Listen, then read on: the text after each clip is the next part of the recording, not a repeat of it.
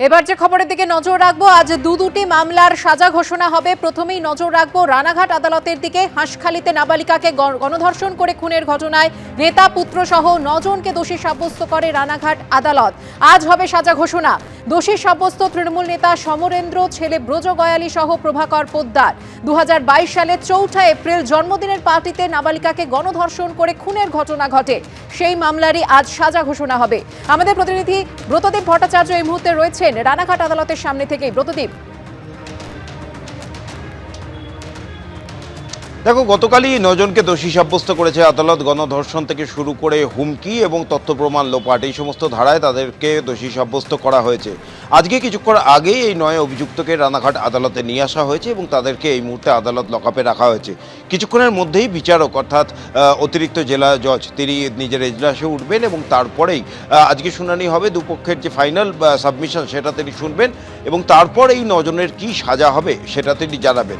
মূলত এই ঘটনায় যে 3 মূল অভিযুক্ত অর্থাৎ ব্রজ গয়ালী এবং তার 2 বন্ধু, তারাই কিন্তু এই নাবালিকাকে এই ব্রজ গয়ালীর বাড়িতে তার জন্মদিনের পার্টিতে 2022 সালে 4 এপ্রিল সেখানে গণধর্ষণ করে এবং তারপর যেটা অভিযোগ ছিল যে ওই নাবালিকাকে ডাক্তারের কাছে যেতে দেওয়া হয় না, তার রক্তক্ষরণ হচ্ছিল, তাকে হাসপাতালে যেতে বাধা দেওয়া হয় এবং তাকে বাড়ি চলে যেতে বলা হয়। এরপরে যখন তিনি সেই নাবালিকা বাড়ি চলে যায়, তারপরেও এই ব্রজ গয়ালী, তার বাবা সমরেন্দ্র গয়ালী, তিনি ওই এলাকার দাপুটে তৃণমূল নেতা ছিলেন এবং যেটা অভিযোগ তার লোকজন নিয়ে ওই নাবালিকার বাড়িতে তিনি চড়াও হন এবং তার বাড়ি ঘিরে রাখেন যাতে কোনোভাবেই ওই নাবালিকা হাসপাতালে না যেতে পারেন বা পুলিশের কাছে না যেতে পারেন।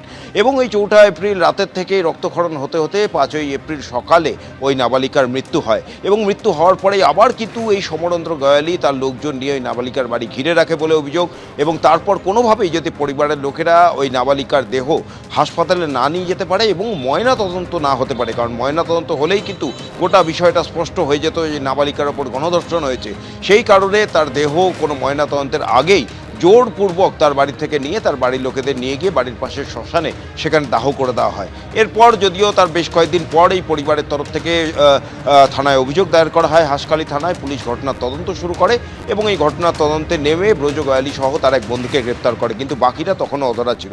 এরপর কলকাতা হাইকোর্টে মামলা হলে সিবিআই তদন্তের নির্দেশ হয় এবং সিবিআই তদন্ত শুরু করে পরবর্তীতে এই বাকি 7 জনকে গ্রেপ্তার করে, তাদের বিরুদ্ধে চার্জশিট দেয় এবং অবশেষে তাদেরকে দোষী সাব্যস্ত করে আদালত। আজ তাদের সাজা শোনাবেন। এখন কি সাজা দেয়, সিবিআই তরফ থেকে কঠোর থেকে কঠিনতম সাজার দাবি জানানো হয়েছে। এখন এটাই দেখার বিচারক এই 9 জনকে অর্থাৎ ব্রজ গয়ালী, তার বাবা সমরেন্দ্র গয়ালী ধর্ষণ, খুন এবং তথ্য প্রমাণ লোপাটের মামলায় কি সাজা দিচ্ছে সেটাই। একেবারে ব্রতদীপ, তুমি আমাদের সঙ্গে থাকো। আর এই মামলা নিয়ে আজকে সাজা ঘোষণা হবে তা নিয়ে কি জানিয়েছেন শান্তিপুরের তৃণমূল বিধায়ক ব্রজকিশোর গোস্বামী, দেখুন।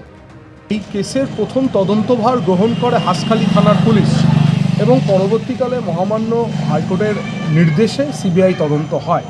কিন্তু আজকে যে রায় হয়েছে সেখানে হাঁসখালি থানার পুলিশের যে ভূমিকা সেটা নিয়ে সিবিআই কিন্তু কোনো অসন্তোষ জানাতে পারেনি। অর্থাৎ এইটুকুনি বোঝা যাচ্ছে যে আমাদের রাজ্য সরকারের এবং রাজ্য পুলিশ অত্যন্ত ভালো কাজ করেছে, সেটা সিবিআই নিজেও কোর্টে আজকে স্বীকার করেছে। যুবভারতী কাণ্ডে টিকিটের টাকা আদৌ ফেরত পাবেন কিনা সে নিয়ে এখনও ধন্দে দর্শকরা। আর এই প্রেক্ষাপটে সোমবার রাজ্য সরকারের আইনজীবী আদালতে বলেন, আমরা টাকা উদ্ধারের রিকভারি এজেন্ট নই। যদি আদালত নির্দেশ দেয় তাহলে সেটা আলাদা ব্যাপার, না হলে কারো কিছু বলার থাকলে আয়োজকদের বিরুদ্ধে বলতে হবে। অন্যদিকে যুবভারতী কাণ্ডে কেন্দ্রীয় তদন্তকারী এজেন্সিকে দিয়ে তদন্ত করানোর যে আবেদন জানানো হয়েছিল তা খারিজ করে দিল কলকাতা হাইকোর্ট। যুবভারতী ক্রীড়াঙ্গনে লিওনেল মেসির গায়ে গায়ে ঘুরেছেন নেতা মন্ত্রী ভিভিআইপিরা, আর হাজার হাজার টাকার টিকিট কেটেও মেসি দর্শন থেকে বঞ্চিত হয়েছেন সাধারণ দর্শকরা। শুধু তাই নয়, দর্শকরা অভিযোগ করেছেন 20 টাকার জলের বোতল বিক্রি হয়েছে 200 টাকায়। এই ঘটনায় ইতিমধ্যে আর্থিক দুর্নীতির অভিযোগ তুলেছে বিজেপি। সোমবার কলকাতা হাইকোর্টে যুবভারতী কাণ্ড সংক্রান্ত জনস্বার্থ মামলার শুনানিতে শুভেন্দু অধিকারীর আইনজীবী বিল্লদল ভট্টাচার্য সওয়াল করেন, মেসিকে অগ্রিম হিসেবে 60 থেকে 65 কোটি টাকা দেওয়া হয়েছিল, তখন টিকিটও বিক্রি হয়নি। তাহলে অগ্রিম এই টাকা দিল কে? কারা এই অনুষ্ঠানের স্পন্সর ছিল? সেই কোম্পানিতে কারা কারা যুক্ত আছেন এবং কারা এই কোম্পানির বর্তমান এবং প্রাক্তন ডিরেক্টর? এমন একটি কেস যেখানে রাজ্য নিজের বিরুদ্ধে নিজে তদন্ত করছে, আন্তর্জাতিক পয়সার লেনদেন হয়েছে, তো এখানে সিবিআই আর ইডি বাদ দিয়ে তো আর কেউ এটা করতে পারবে না। আর এই রাজ্যের যে তদন্ত হচ্ছে, এই তদন্তটা করে রাজ্য যেটা করছে এই এনকোয়ারি আর ইনভেস্টিগেশন, এটা করে এক হচ্ছে নিরীহ মানুষগুলোকে, গরিব দর্শক যারা পয়সা খরচ করে আজকে যারা প্রতারিত হয়েছেন তাদেরকে অ্যারেস্ট করছে। যে অর্গানাইজার সেই ছেলেটিকে অ্যারেস্ট করে রেখে দিয়েছে যাতে সে মুখ না খুলতে পারে। ইডি এবং এসএফআইওকে দিয়ে গোটা ঘটনার তদন্তের আবেদন জানিয়েছেন আইনজীবী সব্যসাচী চট্টোপাধ্যায়। রাজ্য সরকার কি এই টাকা সিজ করতে পারেন, কোন আইনে করতে পারেন, রাজ্য সরকারকে দেখাতে হবে। এই যে কমিশন অফ এনকোয়ারি যেটা তৈরি করেছেন, এটা আসলে যা সত্যি ঘটনা তাকে চাপা দেবার জন্য এবং মনোমতো একটা ইনভেস্টিগেশন করেছি যাতে ম্যানহোলটা খুলে দুর্গন্ধ বেরিয়ে না আসতে পারে, আর কোনো কঙ্কাল যেন আলমারি থেকে না পড়ে। সোমবার শুনানি হয় কলকাতা হাইকোর্টের ভারপ্রাপ্ত প্রধান বিচারপতি সুজয় পাল ও বিচারপতি পার্থসারথী সেনের ডিভিশন বেঞ্চে। লেকটাউনে লিওনেল মেসির যে মূর্তি বসানো হয়েছে তা নিয়েও এদিন কলকাতা হাইকোর্টের ভারপ্রাপ্ত প্রধান বিচারপতি সুজয় পালের ডিভিশন বেঞ্চ প্রশ্ন করেন, যে জমিতে মেসির মূর্তি তৈরি করা হয়েছে সেটি ব্যক্তিগত নাকি সরকারি? ব্যক্তিগত ইচ্ছায় কি সরকারি জমিতে মূর্তি বসানো যায়? রাজ্য সরকারের আইনজীবী বলেন, এই অভিযোগ এখনো পর্যন্ত কেউ করেননি। মেসির মূর্তি সুজিত বসু মন্ত্রী হিসেবে বসাননি, ব্যক্তিগতভাবে বসিয়েছেন। সোমবার কলকাতা হাইকোর্টে কল্যাণ বন্দ্যোপাধ্যায় বলেন, অনুষ্ঠানের জন্য পুলিশের কাছে 400টি পাস চেয়েছিল স্বতন্ত্র দপ্তর টিম।